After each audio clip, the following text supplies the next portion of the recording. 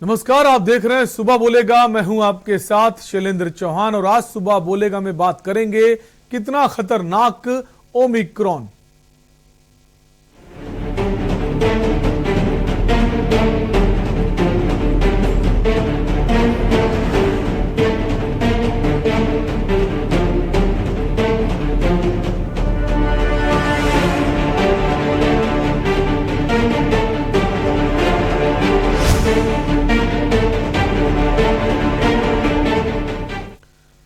Corona virus के नए variant Omicron का पहला मामला साउथ अफ्रीका से आने के बाद अब यह दुनिया के कई देशों तक पहुंच गया है।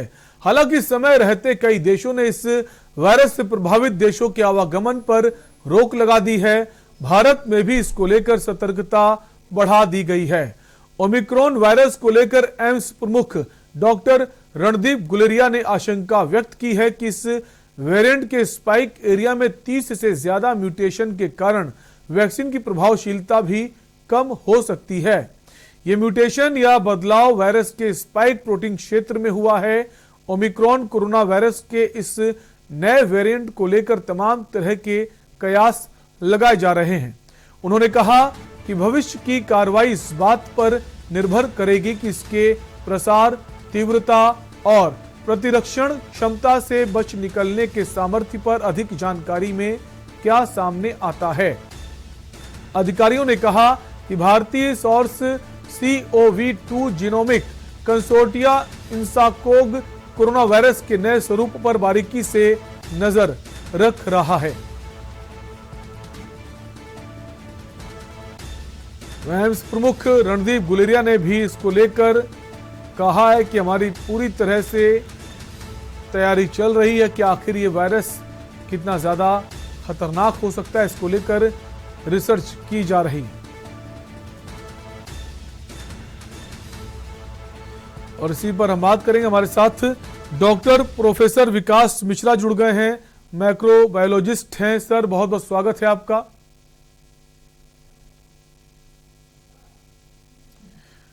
डॉक्टर विकास, क्या आपको हमारी आवाज आ रही है? जी, आ रही है आपकी सर, बहुत बहुत स्वागत है आपका हमारे इस कार्यक्रम में। नमस्कार, आपको भी नमस्कार। सर, अब ओमिक्रॉन ने दस्तक दे दी है, इसको लेकर काफी आशंकाएं चल रही लोगों के दिमाग में। आज दिल्ली एम्स के जो प्रमुख हैं रणदीप गुलेरिया, उन्होंने भी तमाम तरह की बातें कही। उन्होंने कहा कि हो सकता है कि जो वैक्सीन लोगों ने लगाई है उस पर भी शायद इसका असर ना हो। सर, कैसे देखते हैं उनके इस बयान को? देखिए, पहले तो मैं आपको ये बताना चाहूंगा कि इससे घबराने की जरूरत नहीं है, सावधान रहने की जरूरत है। ये जो कोविड वायरस है, ये एक RNA वायरस है और ये अक्सर म्यूटेट करता रहा है शुरू में भी। अब की बार जो इसका म्यूटेशन हुआ है ये थोड़ा सा विचित्र हुआ है, इसीलिए WHO ने इसको वेरिएंट ऑफ इंटरेस्ट ना होके सीधे वेरिएंट ऑफ कंसर्न कर दिया है। और इस समय ये इसका पहला जो केस डिटेक्ट हुआ था वो 9 नवंबर को डिटेक्ट हुआ था और 24 नवंबर को इसको रिपोर्ट कर दिया गया था WHO को कि ये वेरिएंट है। अब इस वेरिएंट का नाम आइडियली जो ग्रीक लेटर्स हैं उसमें इसका नाम अब न्यू होना चाहिए था, लेकिन WHO ने न्यू और शी को ओमिट करके, मेरे ख्याल से शी जिनपिंग के कारण शी को ओमिट करके इससे सीधे ओमिक्रॉन दे दिया है नाम। तो एक तो बात ये रही। दूसरी बात, ये वायरस ऐसा पाया गया कि दक्षिण अफ्रीका में 15 नवंबर तक सबसे ज्यादा जो स्ट्रेन पाई जा रही थी वो थी डेल्टा स्ट्रेन। 9 नवंबर को ये पहला सैंपल डिटेक्ट हुआ। उसके बाद 27 नवंबर को इसने डेल्टा को पीछे छोड़ के ओमिक्रॉन सबसे ऊपर स्ट्रेन हो गया है। अभी तक इसके 100 केसेस वहां पे डिटेक्ट हुए हैं। कल ही मैंने एक webinar American association of microbiologist का अटेंड किया है रात में। उसमें 44 लोगों की जो ओमिक्रॉन से पॉजिटिव आए उनकी क्लिनिकल रिपोर्ट जो बताई गई है उसमें माइल्ड फीवर और सोर थ्रोट और मसल में वीकनेस थी। बाकी अभी तक किसी में ये सीरियसनेस नहीं आई और फीवर भी 1 से 2% नहीं था। वहां पे ये माइल्ड है इस समय। लेकिन ये हमारे भारत में आएगा, ये किस तरह का वायरस होगा आगे, ये तो भविष्य ही बता पाएगा। लेकिन फिलहाल जितनी जानकारी है उसके हिसाब से इसमें लगभग 50 म्यूटेशन हुए हैं। उन 50 में से 32 म्यूटेशन इसके स्पाइक प्रोटीन पे हुए हैं। डेल्टा और रिसेप्टर बाइंडिंग डोमेन पे 10 म्यूटेशन हुए हैं।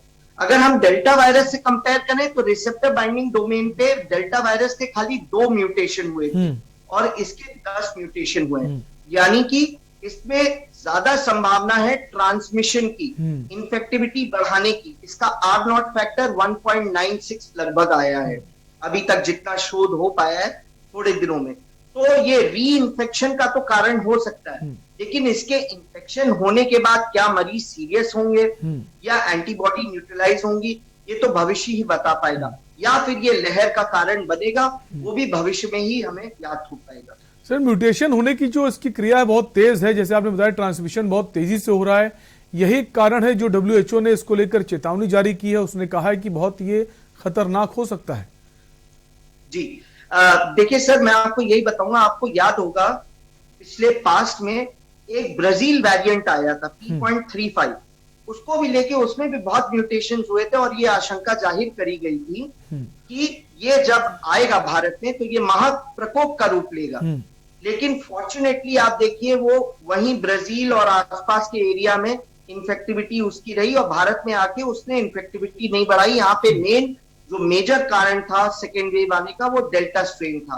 तो इसीलिए मैं बोल रहा हूं हमें घबराने की जरूरत नहीं है, हमें सावधान रहने की जरूरत है।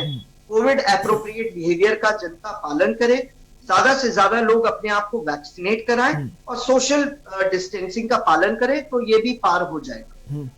अगर बात करें तमाम सारी कंट्रीज की, अमेरिका की, ब्रिटेन की और यूरोपीय कंट्रीज की, उन्होंने जो साउथ अफ्रीका से आने वाले लोग हैं उसके आसपास की जो कंट्रीज हैं, अगर चाहे जिम्बाब्वे की बात करें, नामीबिया की बात करें, वात्सोना की बात करें, तो उन्होंने कहा है कि उन पर जो वहां के जो यात्री अगर आएंगे उस पर प्रतिबंध लगा दिया गया। अभी इंडिया ने क्या किया है कि कहा है कि जो भी लोग आएंगे उनकी तमाम तरह की जांचें होंगी और अगर आप जांचों में आप नहीं भी पॉजिटिव आते हैं तो भी आपको 14 दिन का क्वारंटीन किया जाएगा।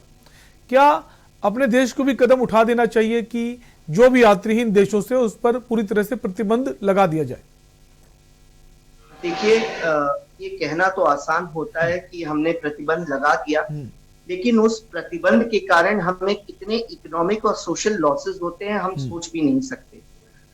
ये जो डिसाइड करने वाली टीम होती है एक साइंटिफिक ग्रुप होता है जो पूरा शोध और वो विचार करने के बाद ये मिनिस्ट्री को ये सजेशन देता है कि हम इसको या तो बिल्कुल ही बंद कर दें या फिर क्वारंटीन करें। मेरे हिसाब से एज ए क्लिनिशियन मैं कहूंगा क्वारंटीन इज मच बेटर, क्योंकि आप ये मान के ना चलें कि वहां से केसेस आएंगे तो फिर क्या नाम है एकदम से फैल जाएंगे। आपके जो रेड फ्लैग साइंस उन्होंने दिए 11 कंट्रीज के, वहां के जो लोग आएंगे उनको कंपलसरी है क्वारंटीन प्लस RT-PCR। अगर उनका RT-PCR नेगेटिव भी आता है तब भी उनको होम आइसोलेशन में 15 दिन तक रहना पड़ेगा। तो this is a better method to deal with, क्योंकि हमें इकोनॉमी का भी ध्यान देना और सोशल का भी ध्यान देना है, इकोनॉमी का भी ध्यान देना है और इससे हमें लड़ाई भी लड़नी है जो नया वेरिएंट है उससे। सर, एक कॉलर जुड़ गए हमारे साथ, चंद्र प्रकाश जी कुरुक्षेत्र से। चंद्र प्रकाश जी, अपनी राय दीजिए। मैं ये कहना चाहता हूँ कि जिन देशों में ये व्यापक रूप से फैल रहा है उन देशों की जो फ्लाइट हमारे इंडिया में आ रही है उस पर बैन लगाना चाहिए, उसको प्रतिबंधित कर देना चाहिए ताकि हम लोग, हमारे देश के जो नागरिक हैं वो सेफ रहे। और अंत में मैं ये कहना चाहता हूँ सर कि आज मैंने एक शशि थरूर का बयान देखा टीवी में, जो महिलाओं के बीच में अपना एक चित्र खिंचवाया उन्होंने, और उन्होंने ये कहा कि कौन कहता है कि संसद में खूबसूरती नहीं है। ये महिलाओं का अपमान है या ये उनकी उदंडता है? मैं आपके चैनल के माध्यम से कांग्रेस से पूछना चाहता हूँ कि ऐसे उदंड नेता को जो महिलाओं का अनादर करे उसको बाहर पार्टी से बाहर करके क्यों नहीं जान छुड़ाते ये लोग? थैंक यू जी। वो महिलाओं के साथ फोटो खिंचाने के लिए काफी फेमस भी हैं, ये भी एक बड़ा कारण होगा हमारे साथ। शुक्रिया आपकी राय देने के लिए। और एक बड़ी खबर मथुरा से इस वक्त आ रही है। कोरोना संक्रमण ने एक बार फिर दस्तक दी है। 2 स्थानीय 4 विदेशी लोगों में इसकी पुष्टि हुई है। यूरोपियन देशों से आई 3 महिलाएं जो हैं वो कोरोना पॉजिटिव पाई गई हैं। एक विदेशी युवक भी कोरोना की चपेट में आया है। वृंदावन घूमने के लिए आए हुए थे सभी विदेशी पर्यटक। संपर्क में आए 44 लोगों को ट्रेस किया जा रहा है। जो इन लोगों के संपर्क में आए थे उनको ट्रेसिंग उनको लेकर चल रही है। तो एक विदेशी युवक है और 3 विदेशी महिलाएं हैं जो कोरोना संक्रमित पाए गए हैं। मथुरा में कोरोना संक्रमण ने एक बार फिर से दस्तक दी है। वहीं 2 स्थानीय लोगों में भी कोरोना की पुष्टि हुई है।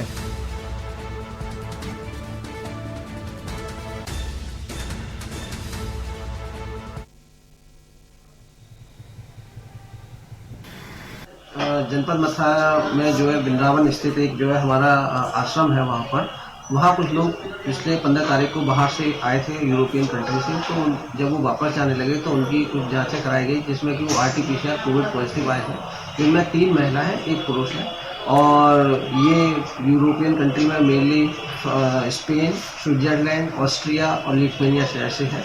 क्योंकि इस समय ओमिक्रॉन वेरिएंट को लेकर काफ़ी अलर्ट है तो एहतियात के तौर पर हम उनके सारे जितने भी कोविड से संबंधित जो जीनोम सीक्वेंसिंग है वो सब कराने के लिए जो उनके कॉन्टैक्ट के जो पॉजिटिव है सर्विलांस के माध्यम से जो आए 44 लोग उनकी सैंपलिंग कराई गई सर।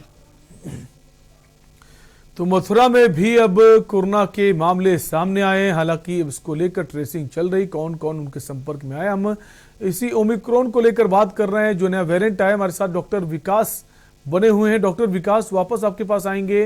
अब जैसे इसका मामला सामने आया, पहला मामला, और 3-4 दिन से लगातार हम देख रहे हैं अगर जो शेयर मार्केट है, स्टॉक एक्सचेंज जो है, वहां लगातार उसमें गिरावट दर्ज की जा रही। तो लोगों को एक डर बना हुआ है, चाहे वो एशियन स्टॉक मार्केट हो या फिर foreign stock, European stock market, सभी जगह गिरावट जारी है। इसीलिए मैं आपको बोल रहा था कि एकदम से लॉकडाउन कर देना या फ्लाइट बैन कर देना, इसका इकोनॉमी पे बहुत असर पड़ता है और तब तक हम लोग लॉकडाउन करते रहेंगे। ये हम सबकी अपनी जिम्मेदारी है कि हम इसको लेके अवेयर हो, घबराए नहीं, उसका सामना करें, सावधानी बरतें। उसी प्रकार से ये वर्ल्ड में एक केओस फैल गया है इसको ओमिक्रॉन को लेके। लेकिन मैंने जैसा कि आपको बताया था कल ही वेबिनार में, मुझे वहां से ज्ञात हुआ है ये इंफॉर्मेशन, जो वहां के साउथ अफ्रीकन मेडिकल एसोसिएशन की डॉक्टर हैं, उनका अपना बयान है कि 100 केसेस में से 44 केसों की जो क्लिनिकल हिस्ट्री है उसमें बताया गया कि जो 44 केस थे वो खाली सोर थ्रोट और मसल वीकनेस को कंप्लेन कर रहे थे और उसमें से 1 से 5% लोग थे जो फीवर की शिकायत कर रहे थे। किसी को भी हॉस्पिटलाइजेशन की अभी तक जरूरत नहीं पड़ी है। इसीलिए इसको लेके बहुत ज्यादा पैनिकी होने से तो कोई काम होगा नहीं। हमें बस एप्रोप्रिएट कोविड बिहेवियर का पालन करना है, अपना वैक्सीनेशन टाइमली करवाना है, वैक्सीनेशन को ज्यादा से ज्यादा बढ़ावा देना है, जिससे वैक्सीनेशन हो, हमारे शरीर में इम्यूनिटी पैदा हो और उसके खिलाफ हम लड़ सकें।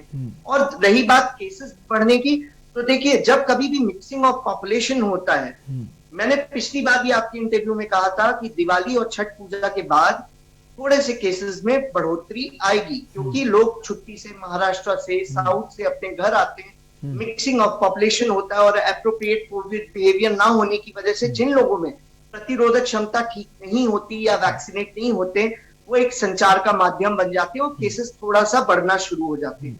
लेकिन अभी भी बहुत जल्दीबाजी है, कोई वेव सच अभी नहीं लगती है। ये अगले 14 से 15 दिन में क्लियर हो पाएगा कि ये वेव के रूप में आएगा या फिर ये केसेस ऐसे ही बढ़ के धीरे से कम हो जाएंगे। इस समय सबसे इंपॉर्टेंट गवर्नमेंट के लिए है टेस्टिंग, ट्रेसिंग और आइसोलेशन। ज्यादा से ज्यादा लोगों के RRT सैंपल्स को हम लोग टेस्ट करें। टेस्ट करने के बाद जो पॉजिटिव आ रहे हैं उनकी प्रॉपर कॉन्टैक्ट ट्रेसिंग करवाएं। लगभग 50 से 60 मिनिमम लोग जो कॉन्टैक्ट हैं उनको ट्रेस करें और उनका टेस्टिंग करें।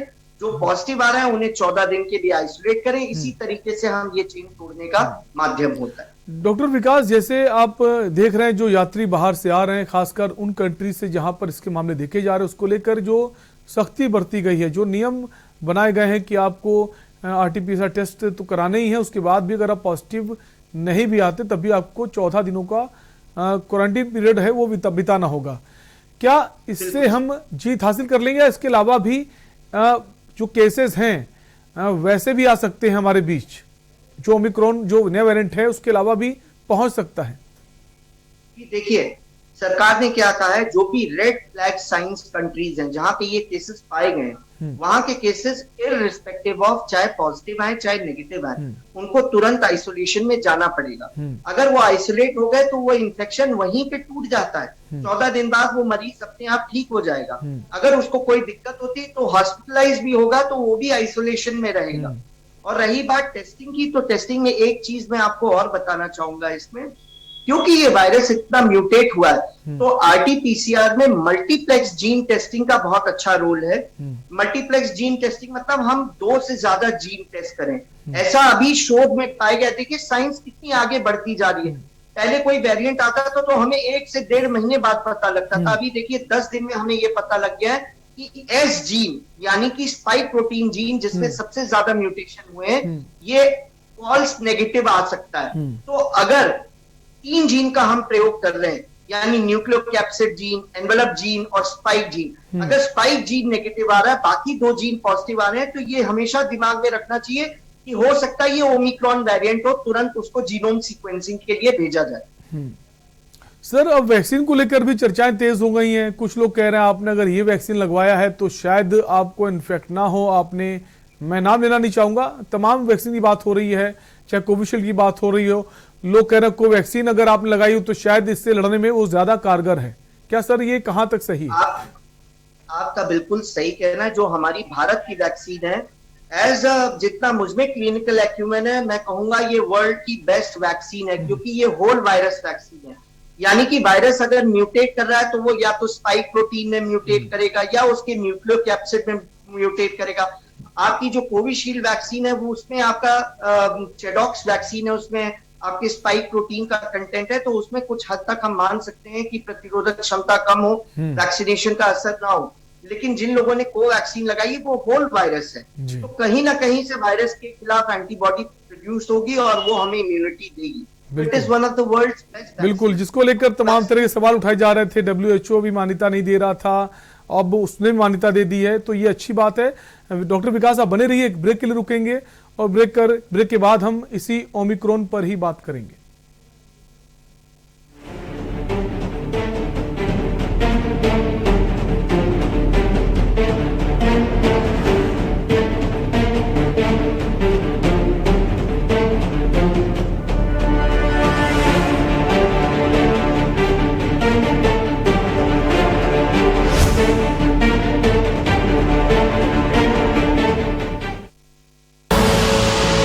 देख रहे हैं के न्यूज, खबरों का सारथी। भारत माता की, हमारे देश के वीर जवानों की जय हिंद। हमारे देश के महान सेनानियों और सैनिकों के अमर बलिदान और उनके समर्पण को प्रणाम करते हुए मुख्यमंत्री पुष्कर सिंह धामी जी ने इनके सम्मान में महत्वपूर्ण निर्णय लिए हैं। उत्तराखंड से द्वितीय विश्व युद्ध की वीरांगना एवं वेटरन की पेंशन को 8,000 रूपए से बढ़ाकर अब प्रतिमाह 10,000 रूपए कर दिया गया है। सैनिकों और पूर्व सैनिकों के बच्चों के लिए छात्रावास। हरिद्वार में स्वतंत्रता संग्राम सेनानी सदन का निर्माण। शहीद हुए सैनिक और अर्धसैनिक बलों के आश्रितों की अनुदान राशि 10 लाख से 15 लाख रुपए करने जैसी महत्वपूर्ण घोषणाएं हमारे वीर सैनिकों और उनके परिवारों के लिए उत्तराखंड सरकार का समर्पित प्रयास है। सैनिकों के संग है हम, उत्तराखंड है हम। जुबान के लिए उड़ चला गैरों की जमीन पर, खुशबू अपने पन की ढूंढता। दूर कितना भी जाओ, इस जुबान से दूर ना जा पाओगे। बोलो जुबान केसरी। सदियों से सुनते आए हैं, बेटे बड़े होके अच्छी सी नौकरी करना, अच्छी सी नौकरी करना।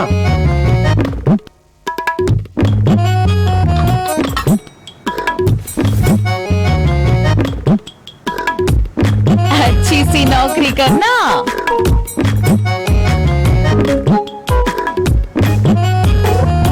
अच्छी सी नौकरी करना।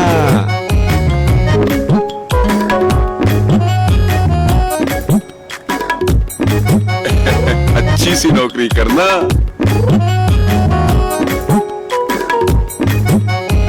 अच्छी सी नौकरी करना।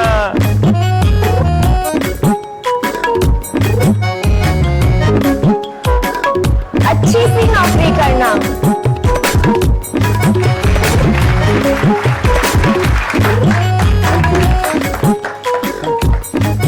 अच्छी सी नौकरी करना।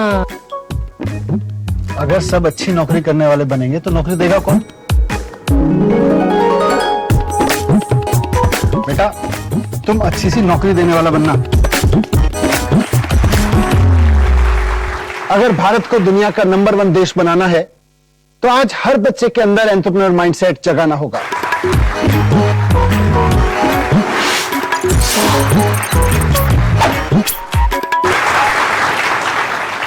बिजनेस ब्लास्टर्स हमारी एक पहल है जो बच्चों को सिखा रही है कि उन्हें नौकरी ढूंढने वाला नहीं, नौकरी देने वाला बनना है।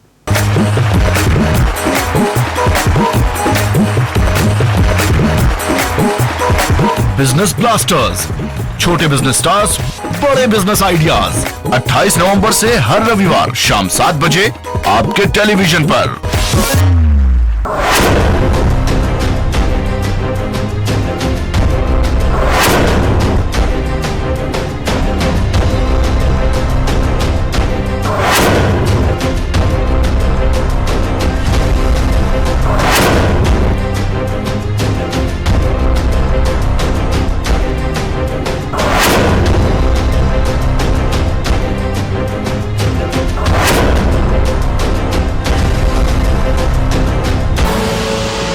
देख रहे हैं के न्यूज, खबरों का सारथी।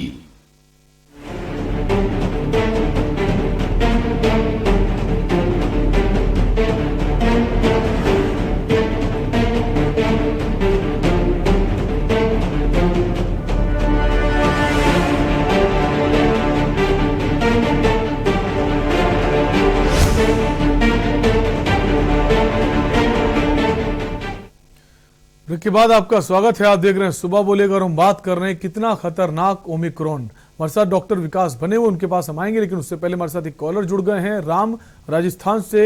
राम, अपनी राय दीजिए।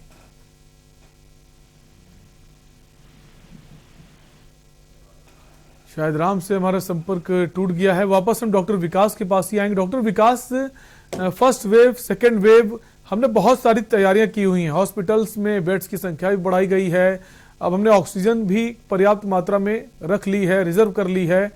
अगर जिस तरह से खबरें भी आ रही, कुछ कंट्रीज ने बहुत ज्यादा इमरजेंसी के हालात बन रहे हैं वहां पर, तो क्या अब हम काफी तैयार हैं इससे लड़ने के लिए अगर स्थिति खराब होती है? और खासकर उन राज्यों की, अगर महाराष्ट्र की बात करें, केरला की बात करें, केरला, तमिलनाडु, वहां ज्यादा जरूरत है इस पर ध्यान देने की। ये सवाल मुझसे था? जी सर। देखिए, ये हर स्टेट गवर्नमेंट की अपनी जिम्मेदारी बनती है कि वो अपना रैपिड रिस्पांस टीम को एक्टिवेट करें, रेड अलर्ट करें। सेंट्रल गवर्नमेंट ने मीटिंग करके सारी स्टेट गवर्नमेंट्स को ऑलरेडी बोल दिया है कि अपने जितने भी आपके ऑक्सीजन प्लांट्स हैं, जितनी भी आपकी रैपिड रिस्पांस टीम है, उन सबको अलर्ट करें, बेड्स की अवेलेबिलिटी कराएं। तो मेरे ख्याल से तैयारी अब पहले से बेहतर है। हमारे पास इंफ्रास्ट्रक्चर भी है, रिसोर्सेज भी है, डॉक्टर भी है, और हमें कुछ हद तक पहले से क्या एग्जैक्ट ट्रीटमेंट प्रोटोकॉल है वो भी हमको पता लग गया है।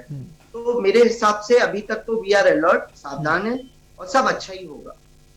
सर, अब अगर बात करें इस वेरिएंट को लेकर, तो लोगों में डर तो बना हुआ है। अगर बात करें पोस्ट कोविड पेशेंट्स की, जिनको पहले कोरोना हुआ है, उनको ज्यादा एहतियात बरतने की जरूरत है, या फिर सभी को इससे हमें अलर्ट होकर चलना है? जो प्रोटोकॉल्स हैं उनको फॉलो करना है, मास्क आपको लगाना है, और आपको सैनिटाइजर का यूज अभी भी करना है, सोशल डिस्टेंसिंग जो है उसको भी फॉलो करना है, क्योंकि लोग अब भूल चुके हैं। जैसे जैसे केसेस कम हुए, खत्म हुए, लोगों ने फेस्टिवल भी बहुत अच्छे से मनाया, उनको लगा अब तो कुछ भी नहीं है। लोगों में जो एक नेचर में आ गया था, एक लाइफस्टाइल में आ गया था, मास्क लगाना, सैनिटाइजर, सोशल डिस्टेंसिंग, वो कम हो रहा है। सर, कितना जरूरत है इस पर ध्यान देने की सभी लोगों को? सर, आपका कहना बिल्कुल सही है कि हम लोग थोड़ा सा शिथिल हो जाते हैं इसको लेके। हमें थोड़ा सा अवेयरनेस तो सरकार अपना काम कर रही है। अब ये एक नागरिक की भी जिम्मेदारी है, क्योंकि जब पैंडेमिक आता है तो ये एक व्यक्ति के लिए नहीं, पूरे समाज के लिए एक खतरा होता है।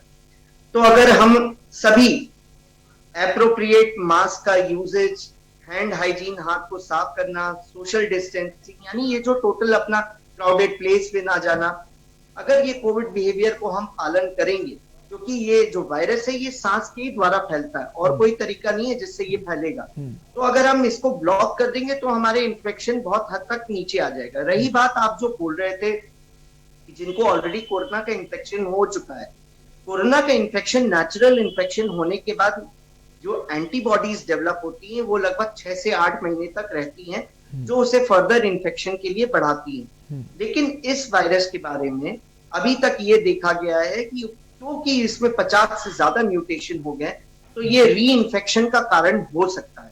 ज्यादातर री इन्फेक्शन के केसेस बाहर पाए गए, जिनको ऑलरेडी कोविड था उनको इन्फेक्शन हुआ। लेकिन घबराने की बात किन लोगों के लिए, अगर वो यंग है, उसकी प्रतिरोधक क्षमता ठीक है, उसको कोमॉर्बिडिटीज जैसे डायबिटीज, हाइपरटेंशन, ओबेसिटी, कैंसर रोग इत्यादि नहीं है तो घबराने की बात नहीं है, ये नॉर्मल कोर्स लेके चला जाएगा।